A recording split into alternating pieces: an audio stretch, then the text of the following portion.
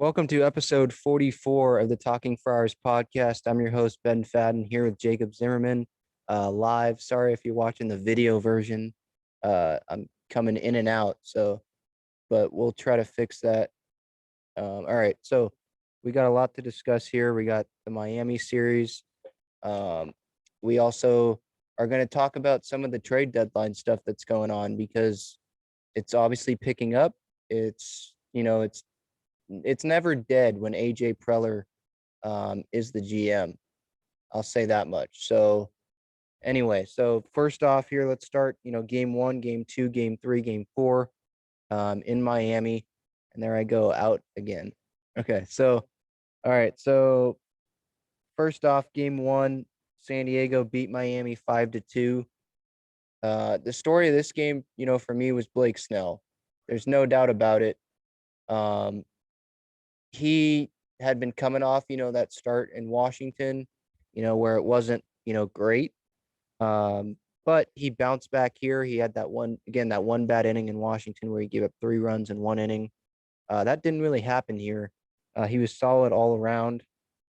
Um, how many innings did he go? 6 strong innings, 92 pitches, 3 hits, 1 run. He only walked 3, 8 strikeouts. So, with Paddock, when he's not striking out guys, maybe he still has success. Where with Snell, he's usually striking out guys with the fastball. He definitely did it with the curveball or on what was that, Thursday. It looked really, really good. So again, 6 innings. He pitches into the seventh, couldn't get an out in the seventh, but he looked good. What really stuck out to me was, again, him attacking, not being, afraid to go in, on hitters. Marte and Aguilar stand out in that third inning, where he had the pop ups to shallow right field, I think. Um, and the curveball. Mark Grant said this during the broadcast. The curveball looked good, the slider looked good, and it's hard to differentiate between what's the curveball and what's the slider when he's going well. One obviously has more break, but the hitters, I'm sure that really makes it hard. So, what were your thoughts on Snell's day and just the day overall? Again, Padres win this one 3-2. Um, I mean, there wasn't a whole lot, of scoring wise. I mean, Hosmer scored after a walk. Um, in the fourth inning, Tommy Pham scored on an RBI single by Profar. And then in the fifth, Machado's sac fly to left. That was the only scoring. So the story of this game really was Snell. Oh, yeah, 100%. Hit it nail on the head. Snell was the difference maker in this game. 6 very strong innings. Offense really wasn't there for the Padres. I mean, three earned runs. I mean, that's not really a lot when you consider the capability of his offense. Um, Only 11 combined hits for both teams, though, so it's not like they were just struggling. Both teams were struggling offensively, but credit to both teams pitching pretty much. But the Padres pitching was better in the end, and that's really all you can ask for out of this team. I mean, Emilio Pagan honestly stood out to me. Um, Through one inning, only pitched 12 pitches and got 3 outs, so that's very good. I think rest of the bullpen did very good too. I mean, Austin Adams kind of struggled a little bit, but overall, they were able to close it out. But just very credit to Blake Snell. I mean, he was amazing. Yeah, Melanson got his 29th save of the year. He looked good. I think 11 pitches. He'd have 11 pitches in the next game in game two. He'd go 3 days in a row before not pitching for 2 days. So, that's pretty much all the takeaways from the first game. Ken Rosenthal did say on Thursday that the Padres were interested in Nelson Cruz before he was traded to Tampa Bay. Teammates called him, or Padres players who would have been the teammates if he was traded here. They called him to express their interest. The Padres had inquired about him practicing, fielding grounders at first and then at second.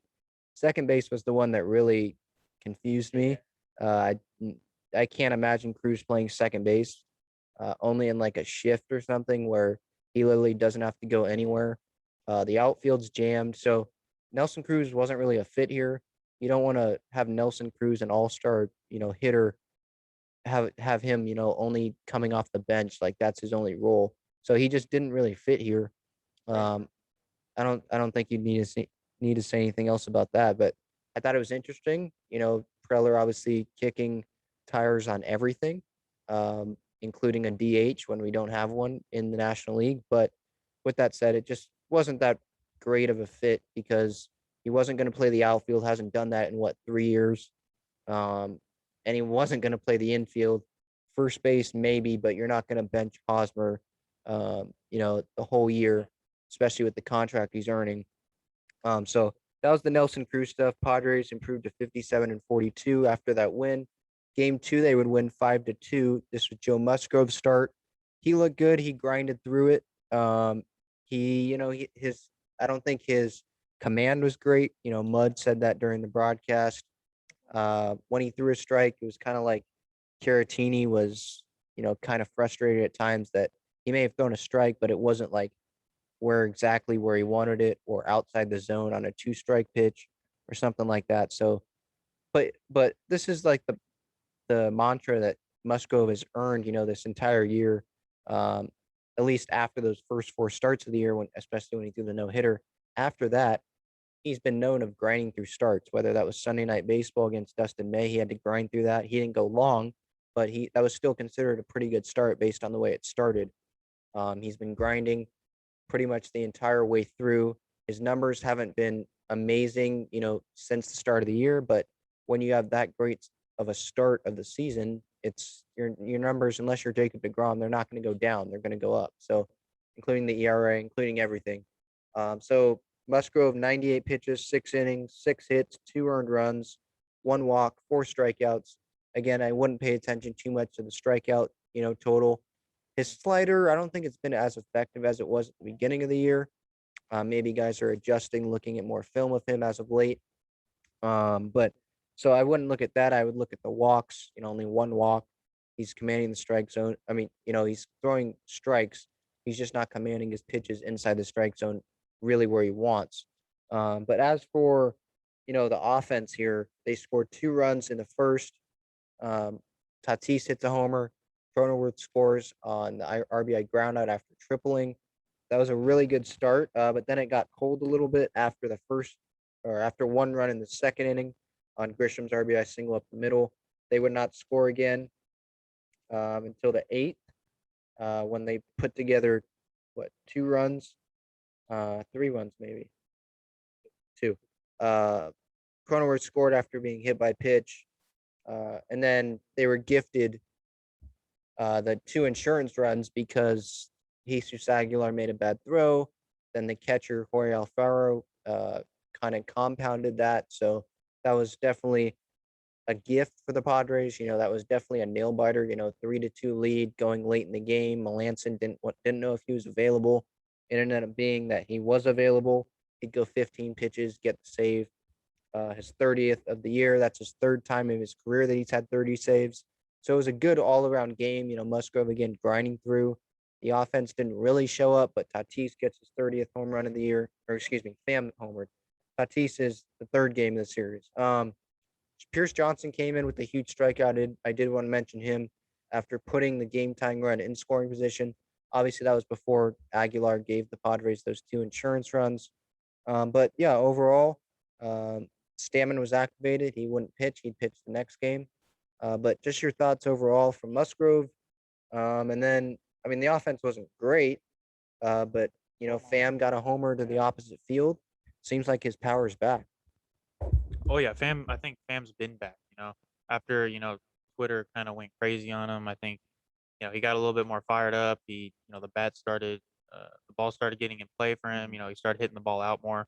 Um, the offense struck early today. I think that was a big part of this.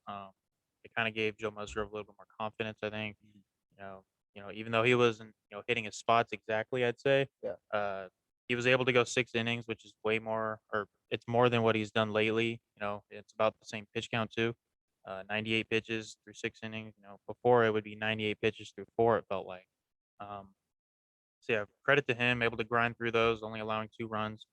Um, Yeah, overall just great. Melanson wearing the swag chain. Number 30, that was pretty cool to see. Offense showed up. Just a good. This was a good game. You're hoping for maybe a little bit more runs, but five is perfect. I think for this bullpen and this rotation. I think that's all you can ask for. Yeah. I mean, yeah, the bullpen, look, the bullpen's been good this year. It wasn't great, the last two games of this series, which we'll get into now, but overall it's been good. So you have to have, some confidence that the back end of that bullpen will, save the game. I have that in Melanson. Sometimes it's been spotty. It hasn't been as great as the beginning of the season. But who goes, 50-0 and save opportunities? No one. No one even really gets that many. So sometimes we have to be realistic. This is a guy that's way over 30 years old. The Padres are obviously already getting more than what they probably expected out of him. So there's going to be times where Melanson or the back of the bullpen doesn't pitch well. We saw that with Pagan in Washington. But most of the time, they're gonna come through. Moving to Saturday, the Marlins. Yeah, this game definitely was a lot to talk about here. Now, before we get into the umpires, before we get into all that, they end up losing this game 3-2, and it wasn't only because of Doug Eddings. It was because they totaled 4 hits. They had an error, three left on base, meaning they didn't get that many opportunities with guys on base to come through. So the offense just didn't step up. So you can't blame it all on Doug Eddings. It's not like they were loading the bases every inning or putting guys in scoring position every inning. That wasn't the case. So let's calm down with, we lost because of Doug Eddings. Now, part of it was, but it was not the only reason. Um, Ryan Weathers coming off the IL. I was very surprised that he was even, back this early after being at Petco and seeing that injury. Um, but he pitched well, 4 innings, no runs, gave him length, hits a homer. Pitchers can rank too, I guess. Fernando Tatis Jr. hits his 30th home run of the year to left. That ball definitely got out 111 miles an hour. He was the earliest Padre ever to have 30 and 20, 30 homers, 20 stolen bases in a season, 82 games. That's the MLB record, by the way, 2 games less than Yelich in 2019, I believe. Um, to get to 30 and 20. Myers did it in 2017 with like 166 games. Finley did it. What Klesko, I think, did it. But those were with like 150 games. Nando's at 82. So that just shows how amazing, how quick he's gotten off to the start. And really, we haven't even, talked about that he's missed what, like 20 games. Some of it was rest, some of it was COVID, some of it was with the subluxation. Um, so some of it was with that left shoulder on the diving play um, against the Reds. But he's been great. He's You just can't say enough about what this guy's done. Defensively, he's improved. You've noticed that we haven't, been complaining about his defense anymore, really. You'll see it every once in a while. Shoot, we even saw Machado make a couple errors this weekend, uncharacteristically, with bad throws to the left of Profar and stuff like that. So I think that it's definitely a luxury to have Fernando Tatis Jr. there. Um, at the top of the order like that with 30 homers already. Oh yeah, I mean, I think he's also the quickest to 50 and 50 in his career or something like that. I mean, he's just breaking records left and right. He's gonna be here his whole career. It's something to get used to, I guess, in San Diego, which is weird to say. There's nothing that, yeah, just nothing that you can really say that's bad about him, I guess, from those errors. I mean, he's picking that up. I mean, once he gets all that ready, I think that Padre fans have a lot to look forward to. But as for this game, he was really our only offense. It felt like um, him and the pitcher Ryan Weathers. I mean, that's crazy. And credit to Weathers pitching too. I mean, 4 shutout innings. That's really all you can ask out of him because you're really gonna piggyback off of him, especially coming off the IL. 73 pitches, which was good. Craig Stammen, he was he was all right. I mean, only allowed a run, but it wasn't earned. Um, Tim Hill kind of just he was the bad part. I'd say the only bad part in that pitching. Yeah.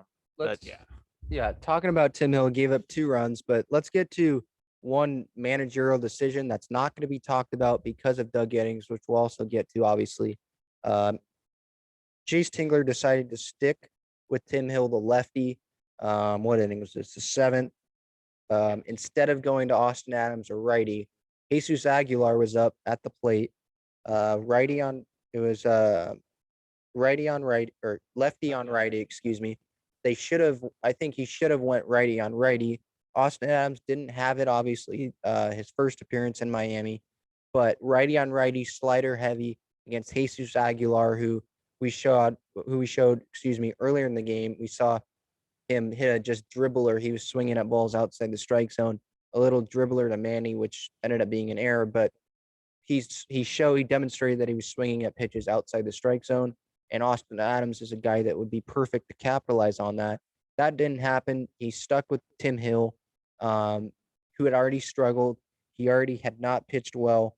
Um, he struck out Isan Diaz, but then walks single, and then keeps him in to face Aguilar, which just wasn't a good decision. Aguilar obviously likes hitting against left-handers. The ball's coming to him, especially on a side armor like Tim Hill. The ball's definitely coming to him. Single up the middle, 2 runs there, and that ends up being the ball game. You go to Austin Adams. Okay, what if he doesn't have it? Okay, yeah.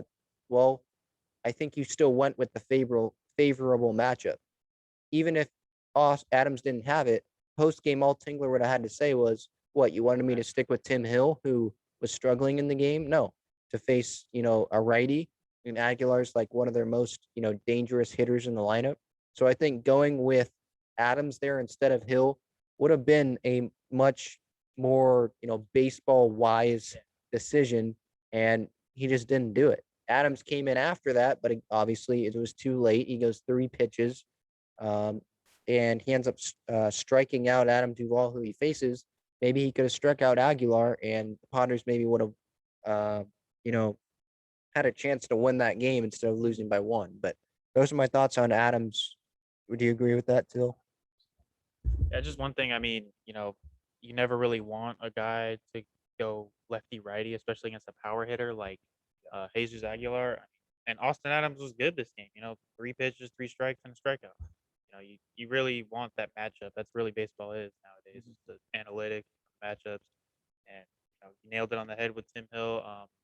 Lefty righty. He was struggling too. On top of that, it was an overlooked managerial decision that ultimately costed us, I think. Yeah, and what also costed us was the umpiring here. Home plate umpire Doug Eddings. You probably heard of him by now. He was trending on Twitter. Where should we start?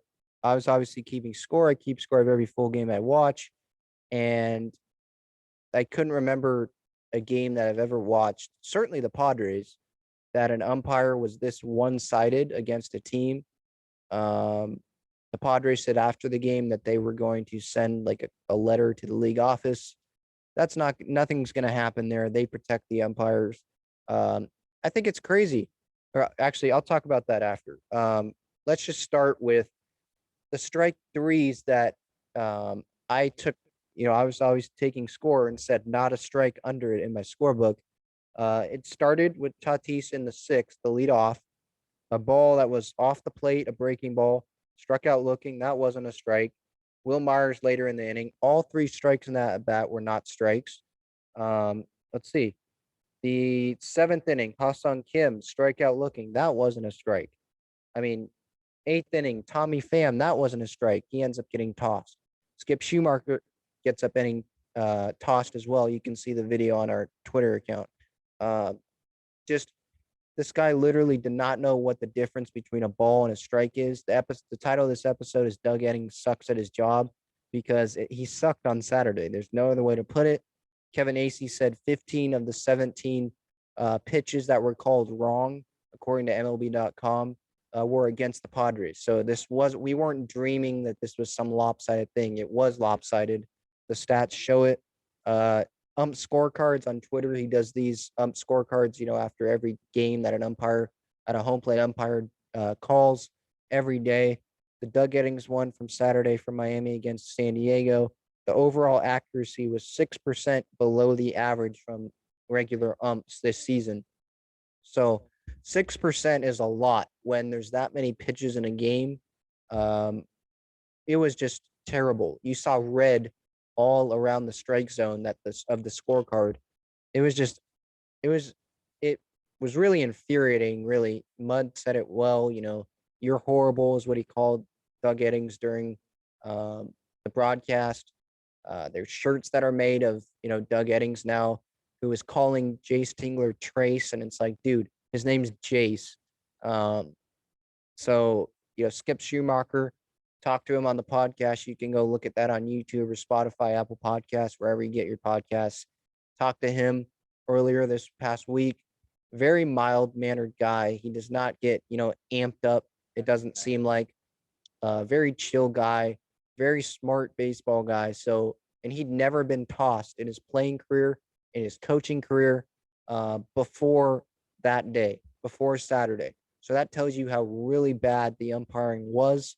Um, and Tommy Pham, he looks mad all the time, but I mean, he was obviously going to get tossed. I was surprised Nando didn't get tossed with the way he was talking to the umpire at first, saying, "Do you see this? Do you see how effing bad this was?"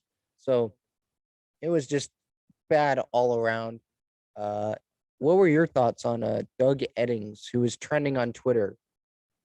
I mean, if he's trending on Twitter, that should be a red alert to all everything. You see the game, you look at the analytics, you look at the strike zone, um, and just the call. It was ridiculous. I mean, it looked like it was like some scandal or something. Like they tipped him and paid him before the game, to make these bad calls. I couldn't believe it. I was only able to catch a little bit of it, but the inning I saw, I think it was the inning just before he got tossed, and I couldn't believe it. The strike zone at all.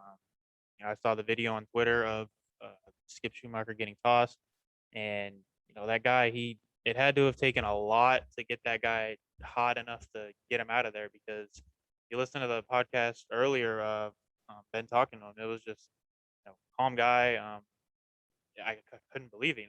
I'm at loss for words right now to even think about it, but um, yeah, just terrible. You got to review the game. I think if you're the major league office, which they won't because they protect their guys, but you got to do some action with that. I feel if it's that bad where he's trending on Twitter. Yeah, and I think that the league office obviously saw it. They watch every game. They probably have someone watching every game. And I can't even imagine what like the replay center thought. The replay center has all on all the games. And if there were, I don't remember if there was a review in this game, but if there was, if I was the replay guy, I would be like, "Come on, get your head out of your, you know what?" Like it was so bad to be watching on TV. And I mean, I think he was glad.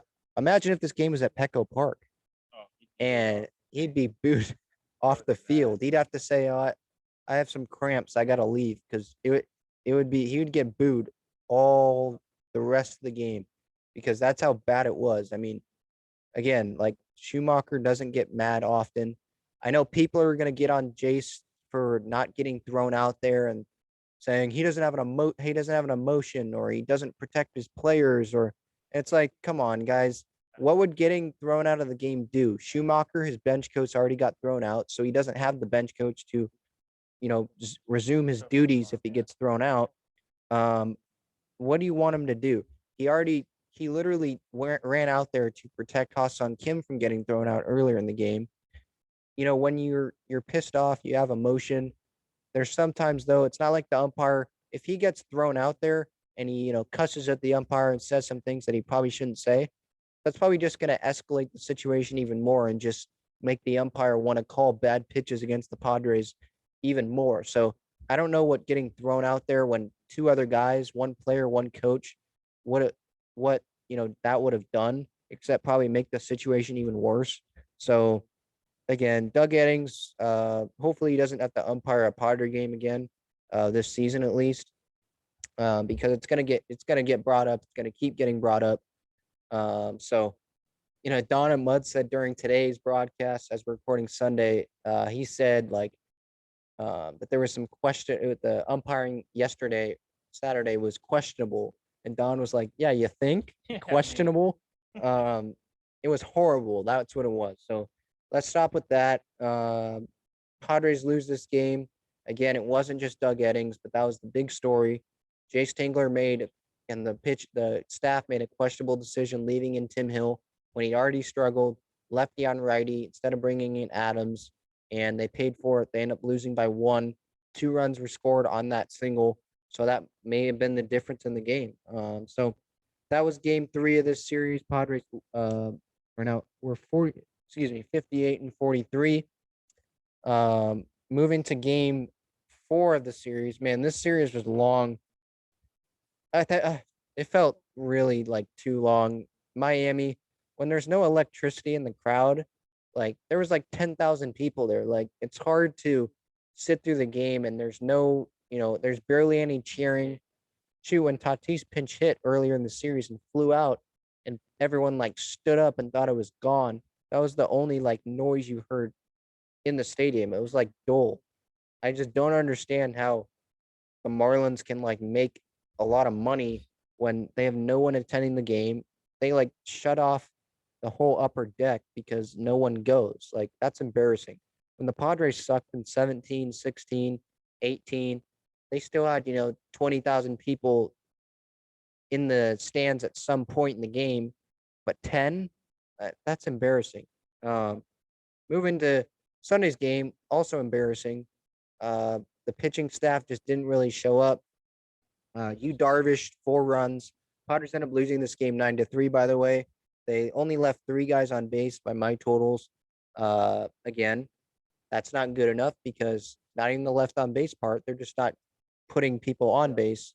So just wasn't good overall. They had a chance to keep kind of slowly climbing up the division. As last time I saw the Dodgers were losing to the Rockies, but they didn't do it. They didn't capitalize on it. You Darvish, kind of like Musgrove, didn't have the command he wanted, but he only walked 1 guy, so it wasn't terrible. He had to grind through it. He got unlucky a little bit with the Marino. How do you use it? Yeah, Marrero. Excuse me, the shortstop. Marrero and the Brian Anderson homers. Brian Anderson just came off the IL, and perfect time to face the Padres. He's like one of their best players. He got a little unlucky with that. I mean, those were breaking balls that barely got out. They had like under 95-mile-an-hour exit velocities. But the other 2 runs that he gave up, the third and fourth runs, those were hit hard. He just didn't have his command. It seemed like he was really tired. They were playing in a dome, so it's not like there was a bunch of heat, but he just seemed like he was sweating a lot. It seemed like maybe he was a little just gassed. He just didn't seem like he was the regular you Darvish. Um, Final total 93 pitches, 5 innings, 4 runs, 5 hits, 1 walk, 6 strikeouts. Even the strikeouts weren't up. I wouldn't expect him to do it again. When he faces Colorado next week? Uh, but again, it just was not a great start from him, and I think he'll admit that. Um, Here, the big story: Austin Adams sucked a lot. Nabil Chrismat sucked. The first batter he faced, Austin Adams. Obviously, we just got finished saying he should have came in for Tim Hill in that situation earlier in the series, but that was because it was one batter. Austin Adams, to me, he fits better as a guy that comes in, at least in the postseason, comes in at the end of an inning.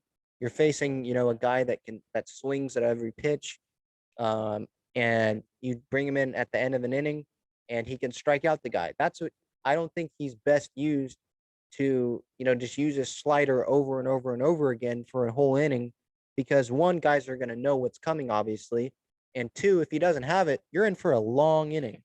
So, and we've seen that a couple of times here in Miami. This was a long inning. Um, Adams, he just 16 pitches, only recorded 1 out after coming in for Darvish. He just wasn't great. 2 hits, 4 runs, 2 walks. Those walks killed him, obviously. In that 6th inning, here we can run through the sequence here. Duvall walk, Anderson walk, sack bunt, second and third no outs, 2 RBI double down the line to Sandy Leone, who's not really known for his hitting much anymore. Red Sox got rid of him because he just wasn't really producing after that World Series. Um, let's see. The two RBI double, single, then so that was a bad outing from Adams. Almost every guy got on base, and Chris Matt comes in, 2 pitches, 3-run home run. Lewis Brinson was the guy that hit it. He's definitely not known for hitting. He's definitely not known for really anything. He has not stepped up uh, the way that Miami, the way that Derek Jeter wanted him to. He was the big name that came over in the Yelich deal. I'm sure that they regret that now because Yelich has won an MVP and Britson, he's like off the planet now. Like he's no one knows, no one even keeps up with him now. He's not even starting games consistently for Miami. They're gonna keep giving him chances because he was the big name. It's all about ego. They want to, try to redeem themselves and be like, yeah, Brinson he's okay. He's an average everyday player. Yeah, but we screwed up, but we're gonna try to hide the fact and try to give Brinson that much time. But anyway, Brinson with the home run, it was absolute bomb, 3-run homer. Adams and Chris Matt just didn't have it. Chris Matt hadn't pitched in a while, so I'm not going to blame it on, rust, but he hadn't pitched in a while. Some of it was good because the starting pitching had stepped up, post All-Star break pretty much. But other part, he just again hasn't pitched, and he left pitches in the zone.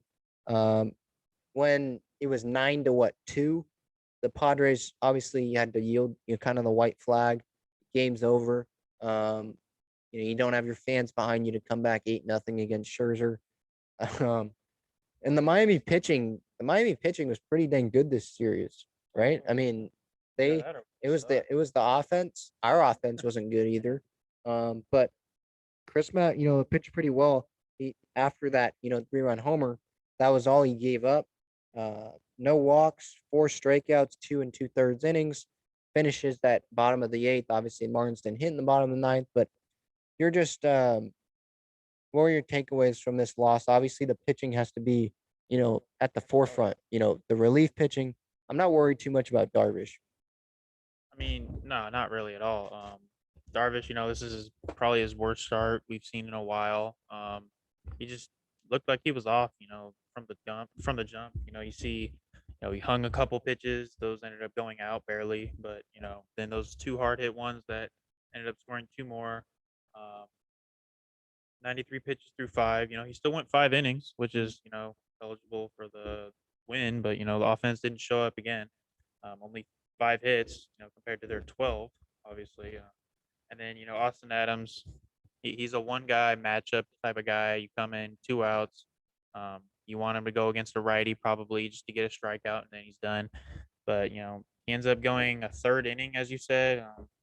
Yeah, just not very good at all from him. This is one of his worst performances I've seen in a while from him. And then Nabil Chrismat's kind of just the guy you put in, finish the game, go get us some innings. We saw that against Washington back at Petco. He ended up going saving the bullpen. You don't want to burn any more arms. But yeah, that it's just the pitching that kind of cost us the game. But they also won us those first 2 games, I think. So credit to them this whole series. But today was just not their game, it seemed, and it was surprising with Darvish on the mound. Yeah, and I mean, we obviously mentioned Darvish didn't have his, great stuff, 4 runs, but Mark Grant mentioned it during the broadcast. He was, talking about how even when Darvish doesn't have his command, he's not really hitting his spots. You're not gonna ever really be like out of the game with him on the mound. There's only a couple starts that I can think of this year, like at Houston maybe, that he just really like they didn't he just didn't have his stuff and they were kind of out of the game. They might have actually came back and won that game. That might have been the Tatis homer game with the Myers homer in the 12th or in the 10th in extra innings. But the point is, like Darvish, he's our ace for a reason. There's differences. Like when Snell doesn't have his command, it's a bunch of walks and you're probably out of the game. But when Darvish, pitches like this, you're still probably in the game. It was 4-2, I think, when he left. So they were still in the game. The offense just didn't, produce. Some of that's props to the Marlins. Some of that is due to the long road trip, a really big Marlins park, which Hosmer almost hit a bomb earlier in the series. And Marte somehow came up with the catch on the warning track. So it was a combination of things that just didn't go well for the Padres this back end of the series. And on the road trip, they end up going what 5-4. Obviously, not counting that Braves game that didn't get finished. Um, Disappointing. Disappointing is what if I had one word to describe the road trip. Because of the way it started. You know, you what take the series from Washington. Um, it was a pretty good series in Atlanta. You know, you had Profar and Kim stepping up. The first two games they win. Tatis hits his 30th homer of the year. You know, Melanson gets his 29th and 30th saves of the year. But then, you know, the offense didn't show up. The relievers didn't show up. Boston Adams, you know, Tim Hill on Saturday. Um, you know, but so it's disappointing because these are this is the soft part of their schedule, right? That we're mentioning. You know, when you think of their schedule, September is absolutely gnarly. I mean, talk about getting prepared for the postseason. You're facing all postseason teams essentially. So these are the times that you have to get the wins. I get they have 19 combined games in late August and then all through September against the Dodgers and the Giants combined. But you need to win these games if you want a chance to, you know, have a stranglehold of the division at some point, and not just have a one-game lead at one point. You know, then you relinquish it, then you get a half-game lead. If you want, you know, a sizable lead going into that last series or those last two series of the year, back to back at Dodger Stadium at Oracle Park against the Giants, you got to win these games. You know, you have the Marlins, not a good team, not making the playoffs. Obviously, last year was just like a fluke. What now? You have Oakland for two games. Oakland's a playoff team, so that's going to be still tough. But with that said, I saw they're facing. I forget the name, but they're facing a no-name guy in the first game of the series. Might be Sean Manaea the second game. But then you face Colorado. They've had some tough games against them. They got swept against them earlier in the year. Lost the series before the All-Star break. That can't happen. You have to win these games again if you want to keep crawling up the standings because as the Giants' schedule is getting tougher, our schedule is getting easier. So you need to level that playing field, level that record. You have the Diamondbacks a lot, you have the Rockies a lot. This is the time where you need to capitalize and to go 2-2 against the Marlins. You play the Marlins at Petco again later, shortly in the season. To not capitalize, go 2-2 when you know it seemed like there were more Padres fans than Marlin fans. Uh, it's not ideal, I would say. I know it's one game here and there, but that could end up being the difference, you know, in the division, in wild card positioning, whether the Padres are hosting the game against the Dodgers or the Giants, or they're playing, you know, away. And we've seen how you know big that home field advantage has been this year. So, what is one word you describe of this road trip going 5-4?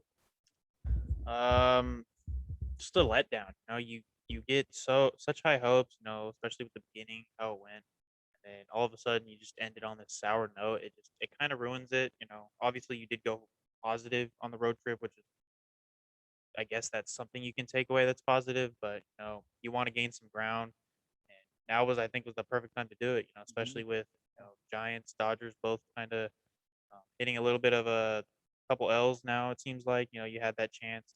Just seems like you got the opportunity, you just ended up blowing. That's just a big letdown. I think. Yeah. You know, Jay Stingler kind of, you know, said that post game. I forget what game this, but during the series, either today or yesterday, that it was kind of a letdown. They had to deal with a lot. I'm not trying to, you know, keep bashing this team and say, oh, they should have easily swept or blah, blah, blah. They had to deal with things, you know, this entire road trip. They dealt with the weather, you know, a lot of weather. They dealt with the shooting at Nats Park, which felt like 2 months ago. It feels like such a long time ago, but that's the same road trip. 10-game road trip. Obviously, 9 games, you know, counted because they haven't finished the Atlanta one. But yeah, a letdown, disappointing. But you know, the season, you know, keeps moving on. There's still 5.5 games up on Cincinnati for a playoff spot. So I'm not trying to make it seem like, you know, this is doom and gloom and this is trouble. No, we're saying this because the Padres have higher sights. The second wild card having to go play at Dodger Stadium is not what they wanted going into the year. Their sights going into the year were winning the division or at least being the first wild card and getting to host a wild card game with you Darvish on the mound, With the offense clicking again, we have 2 months to go until the offense has to be clicking for that one game playoff or the NLDS.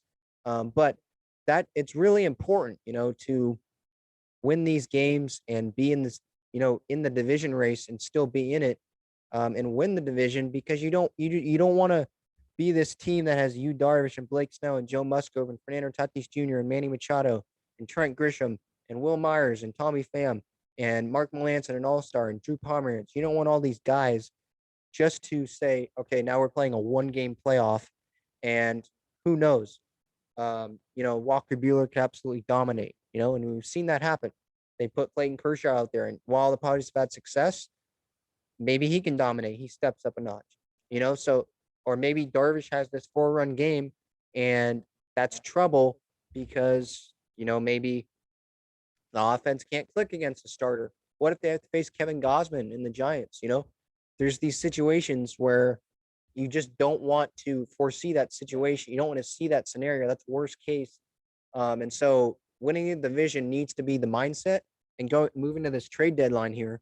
We saw the Nelson Cruz rumors. That's not going to happen, obviously, because he's traded. That wasn't a great fit. We've seen Max Scherzer rumors a little bit. I think they got swept by Baltimore, who sucks. Obviously that rumor is going to happen. You're going to see that more and more. He's on the IL, but he doesn't seem to be that, bad. We've we've said our opinion, with the trade deadline target episode. Max Scherzer, yeah, it would be great. Hall of Famer. We saw what he did in 2019 in the playoffs. He's one of those guys that flips another switch in the postseason. But the contract, it would have to be an extension, and he is getting up there in age.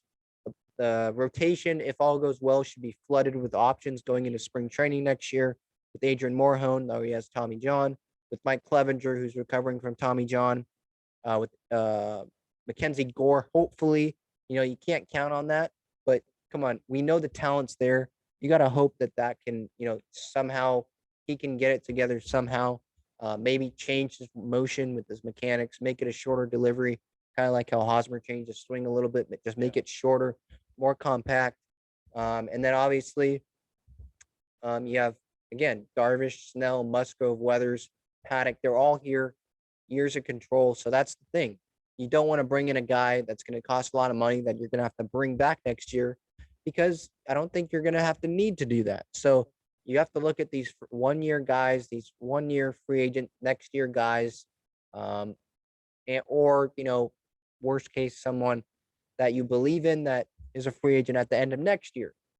Just not long-term guys, because they just don't fit. Smaller names fit. We went through those names. You can look at the trade deadline targets episode. Position players, it needs to be a bench bat. We weren't going to get Nelson Cruz for him to just sit on the bench. That guy's an all-star. He doesn't deserve to be on an NL team. I'm not saying that in a bad way. I'm saying that he just doesn't deserve to be on an NL team because of all that he's done in his career.